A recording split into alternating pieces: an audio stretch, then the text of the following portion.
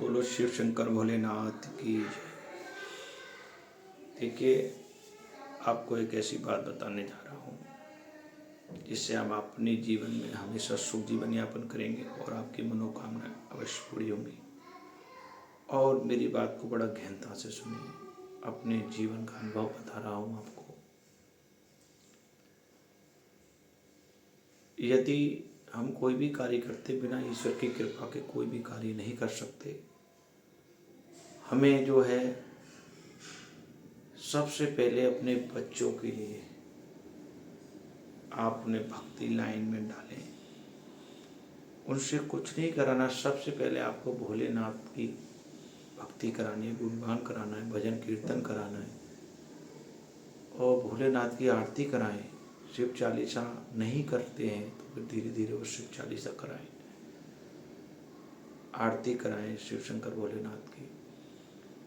प्रेम पूर्वक घर में चिराग की धूप बत्ती जलाएं और आप देखना प्रभु की ऐसी असीम कृपा दौड़ेगी कि एक दिन जब आप शुरू, भोलेनाथ बड़े दयालु हैं, जब आप उनकी भक्ति शुरू करते हैं, रामचरितमानस का पाठ करिए, उसको गहनता सुंदर कांड का पाठ कराए बच्चों से।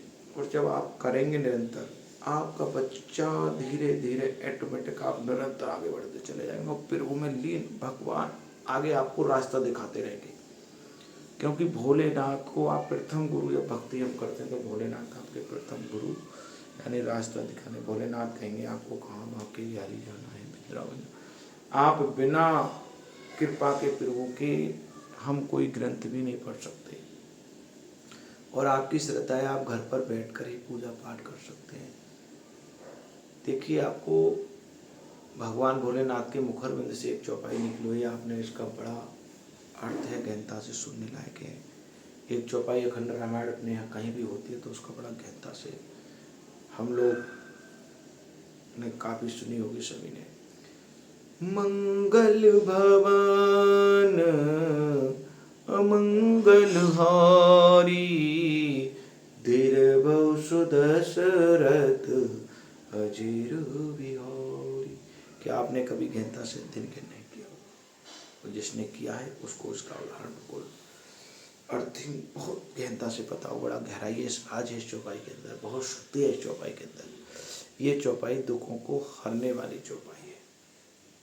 ये भगवान भोलेनाथ के मुखारबिंद से निकली हुई चौपाई है। जब सती जो थी अपने पिताश्री के हवन कुंड में समा जाती है तो भगवान, जब सती का दूसरा अवतार पार्वती जी का होता है तो शिव शंकर भोलेनाथ से आग्रह करते हैं पुनर्जन्म की कथा सुनाने, भगवान की बारे में लीला सुनाने के लिए आग्रह करती हैं। तो भोलेनाथ ने कथा सुनाने से पहले इसी चौपाई को किया कि मंगल भवने मंगल हारी, ध्रुव सुध सदा जिर बिहारी, यानी मंगल के धाम अमंगल को हरने वाले और सीधा दशरथ जी के आंगन में खेलने वाले वे श्री रघुनाथ जी मुझ पर कृपा करें। यानी ये कष्टों को हरने वाली, मंगल के धाम अमंगल मानी कष्टों को हरने वाली और श्री दशरथ जी के आंगन में खेलने वाले वे श्री रघुनाथ जी मुझ पर कृपा करें। ये चौपाई हमारे कष्टों को हरने वाली चौपाई है। तो आप इसका कभी भी कोई कष्ट परेशानी है तो इस चौपाई का जाप करें। और जब भी आप ईश्वर की आराधना करें, आप कीर्तन से ही बच्चों को स्टार्ट कराएं। अपने बच्चों को कीर्तन, भजन कीर्तन, धीरे धीरे भगवान उसकी बुद्धि आपको ऑटोमेटिक आगे का रास्ता भगवान दिखाते रहेंगे फिर आगे। क्योंकि हमारे एक पल के जीवन का भरोसा, इस मनुष्य जीवन में सुख जीवन यापन करना है तो सिर्फ आप भगवान की भक्ति से ही कर सकते हैं।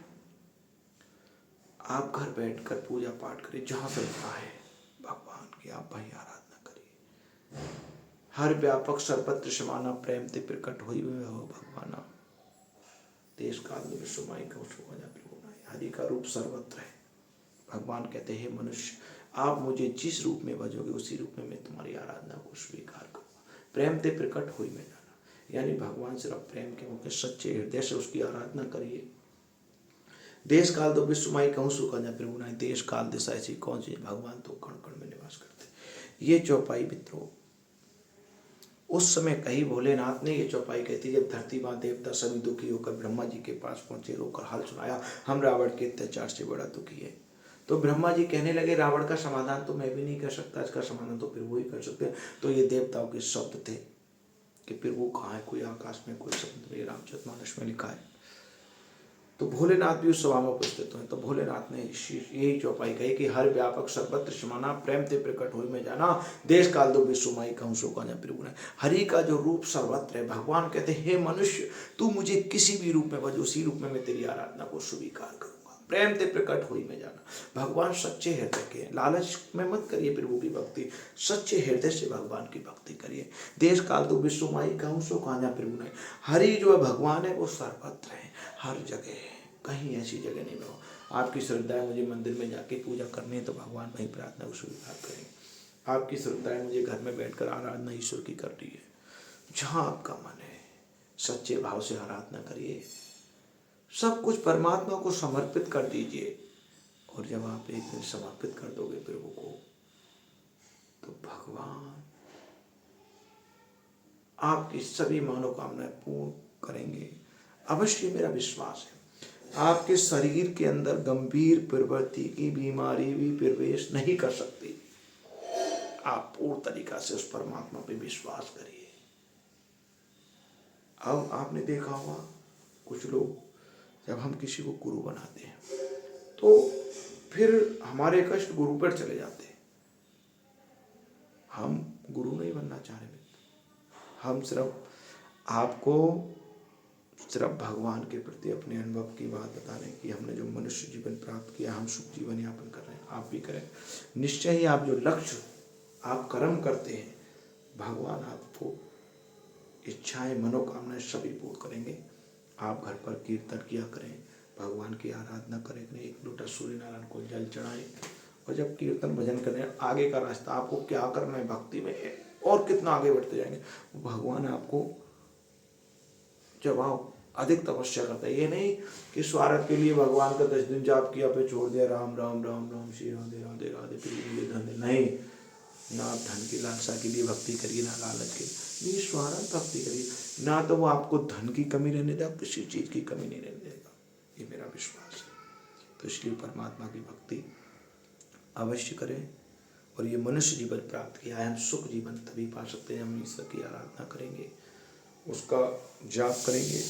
और एक दिन निश्चय ही, जिस तरह मैं आपको समझा रहा हूँ, एक दिन जब प्रभु की आपकी कृपा को, उसकी कृपा को आप समझ लेंगे, उसको महसूस करेंगे, उसकी शक्तियों को, फिर आप भी दूसरे लोगों को बताएंगे, दूसरे मनुष्य के लोगों को बताएंगे जो गलत रास्ते की तरफ भटके हुए, भगवान की चर्चाएं करेंगे।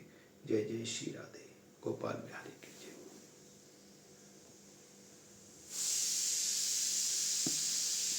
श्री राधे।